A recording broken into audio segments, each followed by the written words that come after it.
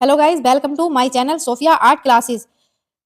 तो गाइस, हम पढ़ा रहे हैं मूर्ति कला, जिसमें आज हमारा टॉपिक है सुंग सातवाहन काल। यानी कि मूर्ति कला में ये पढ़ेंगे सुंग सातवाहन काल। इस काल का विकास कैसे हुआ है, कला में इसका कला का विकास इसमें किस तरीके से हुआ, तो देखते हैं। मौर्य काल में सम्राट अशोक ने बौद्ध स्तूपों के निर्माण की जो परंपरा डाली थी, वह सुंग सातवाहन में और अधिक विकसित हुई, यानी विकसित होने लगी। मौर्य वंश का जो अंत करके पुष्य मित्र ने लगभग 1887 ईस्वी में एक नवीन राजवंश का सत्ता स्थापित की थी। उस नए राजवंश का नाम था सुंग वंश। मौर्यकालीन दृढ़ केंद्रीभूत सत्ता और समाप्ति से कला राजकीय नियंत्रण से मुक्त होकर जन सामान्य तक पहुंचकर अधिक लोकप्रिय हुई। इस युग में कलाकृतियां राजकीय सहयोग की अपेक्षा जन सामान्य के योगदान में से निर्मित हुई, जिसमें कथानकों तथा का वर्णनात्मक रूपांकन था। साथ ही स्वतंत्र मूर्तियां भी बनी। रमानाथ मिश्र का कथन है कि मौर्य युग के बाद कला का क्लासिकल युग प्रारंभ होता है। रमानाथ मिश्र ने यह कहा है। इस युग में कला के स्थानीय देश के स्थान पर भौगोलिक विस्तार के कारण कला का सर्वदेशीय रूप उभरने लगा। इसके अंतर्गत मध्य प्रदेश में भरहुत और सांची, उत्तर पूर्वी भारत में बोधगया तथा उड़ीसा के दक्षिण भारत में अमरावती और नागार्जुन कोंड तथा पश्चिम भारत में काले भाजा, नंदसुर, पीतलखोरा आदि स्थानों पर विशाल बौद्ध स्तूपों और गुहा चेत्तों का निर्माण संभव हुआ, यानी कि इनका निर्माण शुरू हुआ। नंबर 1, सांची का स्तूप, जिसका समय है 70 से 25 ईस्वी पूर्व। इसकी स्थिति, अन्वेषण एवं संरक्षण कैसे होता, तो देखते हैं। सांची अक्षांश 23 डिग्री से 28 उत्तर और देशांतर में 77 डिग्री से 45 पूर्व विदिशा से 9 किलोमीटर उत्तर पश्चिम की ओर मध्य रेलवे के बीना तथा भोपाल जंक्शनों के बीच रायसेन जिले में स्थित है।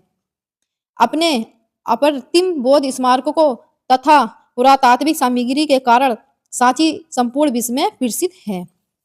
जनरल टेलर ने सांची के स्मारकों की ओर जनता का ध्यान आकर्षित किया और अशोक द्वारा निर्मित 84,000 स्तूपों में से सांची भी एक है, जिसमें स्तूप 1, 2, 3 सुरक्षित अवस्था में मिले हैं।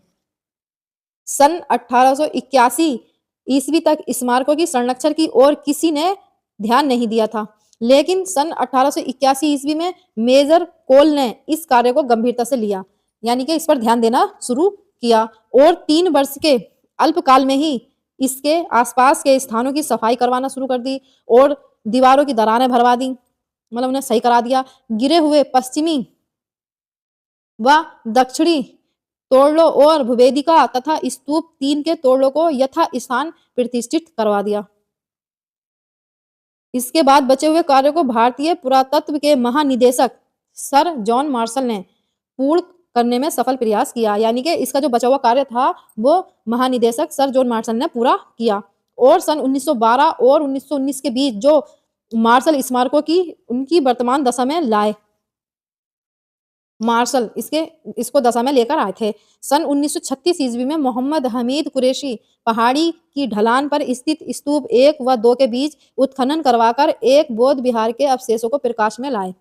इसके बाद यद्यपि यहाँ कोई और उत्खनन कार्य नहीं हुआ, इस उत्खनन के बाद कभी यहाँ ऐसा कोई कार्य नहीं हुआ, पर स्मारकों का परीक्षण एवं संरक्षण होता रहा, मतलब निर्बाध गति से चलता रहा, जिससे आने वाली पीढ़ी उन्हें देखकर भारत के गौरवपूर्ण समृद्धशाली अतीत का परिचय प्राप्त कर सकें। ये है चित्र, इसमें ये दिखाया गया सांची का स्तूप, उत्तरी द्वार दिखाया गया इसका।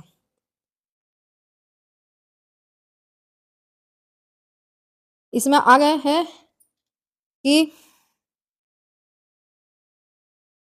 इतिहास आने वाली कई शताब्दियों तक एक विख्यात परीक्षण केंद्र के रूप में जाने वाले सांची में संभवतः मौर्य सम्राट अशोक 273 से 236 ईस्वी ने इस स्थल को स्तूप का स्तंभ निर्माण के लिए चुना। कहा जाता है कि बुद्ध की अस्थियों पर बनाए गए 8 प्रारंभिक जो स्तूप हैं, उन स्तूपों में अशोक ने खुदवाया और उनमें रखे हुए धातुओं को निकालकर उन्हें अपने बनाए असंख्य स्तूपों में रखवा दिया, जो उसके साम्राज्य में फैले थे।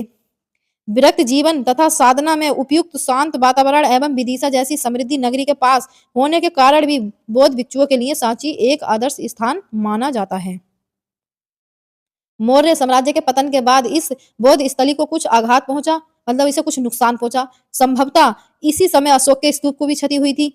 ऐसा संभव माना गया है कि इसी समय अशोक का स्तूप भी मतलब क्षति पहुंची थी, खराब हुआ था। लेकिन शीघ्र ही इस पर काबू पा लिया गया, जल्द ही इस पर काबू कर लिया गया। इसके बाद सातवाहन राजाओं के समय सांची के तोरण द्वारों ने अलंकृत किया गया, लेकिन कुषाण साम्राज्य में इसका निर्माण शिथिल पड़ गया, जिसका अंत गुप्त वंश के अभ्युदय के साथ हुआ। ये मालूम नहीं हो पाया कि सांची की बौद्ध स्थली का अंत किस प्रकार हुआ। यहाँ ऐसा कोई बौद्ध स्मारक नहीं है जो ईसवी 13वीं सदी का सिद्ध हो सके। इसके विपरीत इस समय पत्थर के ऐसे अनेक फलक मिलते हैं जिन पर विष्णु, गणेश, महिषासुर मर्दिनी और हिंदू देवी देवताओं की आकृतियां बनी हुई हैं। इससे ये कहना कठिन है कि बौद्धों ने इस स्थान को स्वयं त्यागा है या अथवा आंतरिक बल के अभाव से अपने अस्तित्व की रक्षा करने के लिए या करने में असमर्थ रहे हैं, या ये बौद्ध संघ क्रमशः सर्वग्राही हिंदू धर्म में विलीन हो गया है। स्तूप की रचना कैसे हुई? मूल रूप से सांची का स्तूप अशोक द्वारा लगभग उसी समय बनवाया गया था जब इसके पास अशोकीय स्तंभ खड़ा हुआ था, पर तब से परवर्ती काल लेकर अब तक इसमें काफी परिवर्तन हुए। वर्तमान समय में ऊपर के छत्र तथा वेदिका को छोड़कर गुंबद की ऊंचाई 54 फुट है और गोल के आधार पर इसका व्यास जो है वो 120 फुट है। गुंबद के चारों ओर लगभग 16 फीट ऊंचा चबूतरा बना हुआ है, जो फिर दक्षिणा पथ का काम देता है।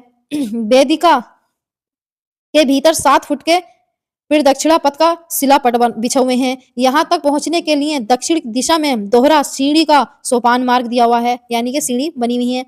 इसके ऊपर हर्मिका तथा त्रिपत्र सहित छत्र यष्टि है। 19 फीट ऊंचे अष्टकोणीय स्तंभों को एक दूसरे में बांधने के लिए 2 फुट ऊंचा ऊसड़िए है। इन स्तंभों के मध्य 3.15 इंच के अंतराल में 2-2 फीट की चौड़ी सूचियां लगी हुई हैं। अलंकृत तोरण 34 फीट ऊंचे हैं। ऊंची पहाड़ी पर स्थित इस स्तूप की छटा देखते ही बनती है। तोरणों की रचना कैसे हुई?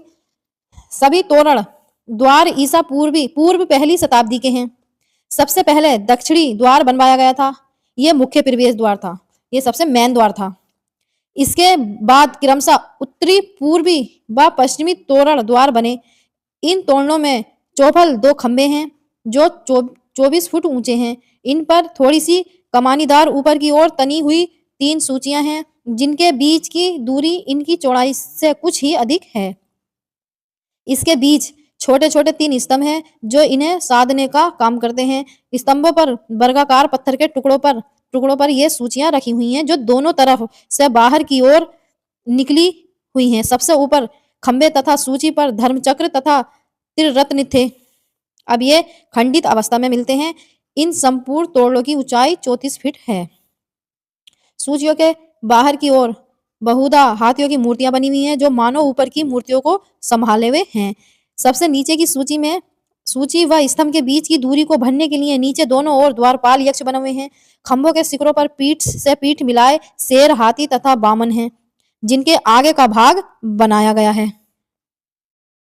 इन आकृतियों के ऊपर स्त्रियों की सुंदर तथा शोभनीय आकृतियां बनाई हुई हैं, जो सबसे नीचे वाली सूची को दोनों हाथों से साधे हुए हैं। इन खंभों व सूचियों को विभिन्न जातक कथाओं तथा बौद्ध के जीवन की घटनाओं से चित्रित किया गया है।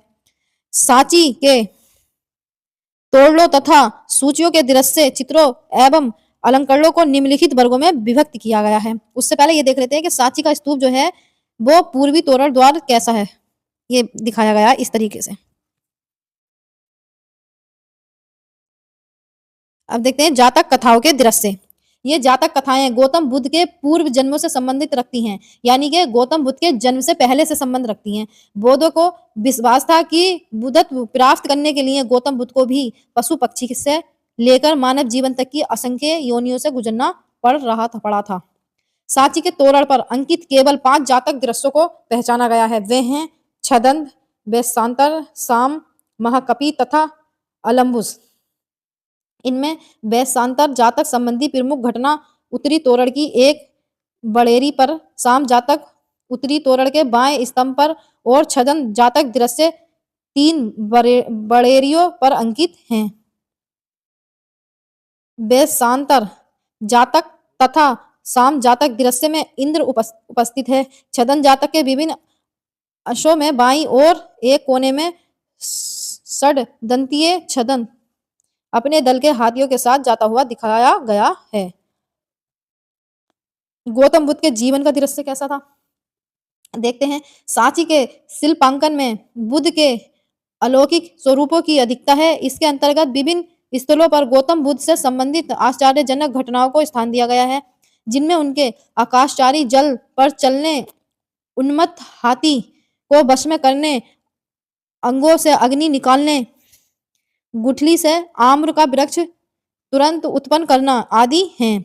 इसके अतिरिक्त उनकी उपस्थिति को केवल कतिपय लाक्षणिक चिन्हों और व्यंजनों द्वारा ही सूचित किया गया है, जैसे छत्र से आवृत सजा हुआ खाली पीठ वाला घोड़ा, सिंहासन, धर्मचक्र, विहार स्थल, चड़ल चिन्ह को त्रिरत्न आदि।